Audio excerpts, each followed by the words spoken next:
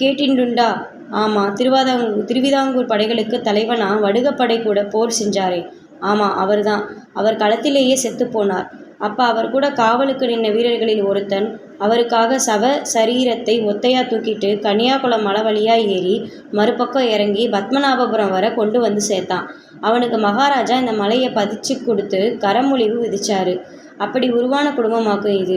அந்த காலத்திலேயே கழுவேற்றவும் சாதி விளக்கவும் அதிகாரம் இருந்தது. அந்த பக்கம் தெற்கு சாவடி பக்கமா 7 கழுமரங்கள் இப்பவும் உண்டு. அந்த குடும்பத்தில் வந்த ஒரு காரணவர் தான் சாபம் போட்டது. அவருக்கு பேர் என்ன? அவள் எழுந்து உள்ளே போய் அவரை பார்த்துவிட்டு வந்தாள். சில சமயம் கொஞ்சமா முணங்குவார் என்றாள். அவர் பேர் என்ன? சடையன் செண்பகராமன். அவர் பேர் திருப்பரப்பு கோயில் கல்வெட்டில் இருக்கு. கோயிலுக்கு 4 யானை தானமாக கொடுத்ததுக்காக பத்மநாபபுர பெருமாள் கோயில் உத்தர மண்டபத்தை கட்டினதும் அவர்தான். அங்கேயும் குறிமானம் உண்டு. பெரிய வீரன், ஏகப்பட்ட பூமி சொத்து, ஒரு குறையும் இல்லை. மகாராஜா அவரை சடையா அப்படின்னு நேர்பேர் சொல்லித்தான் கூப்பிடுவாரு. ராஜசபையிலும் இடம் உண்டு. அவருக்கு 4 அச்சி 7 வைப்பாட்டி. ஆனால் குதிரை பல்லக்கு ஒரு குறையும் இல்லை. அப்படிப்பட்டவர் ஒரு தடவை ராஜாங்க விஷயமா காயங்குளம் போனார்.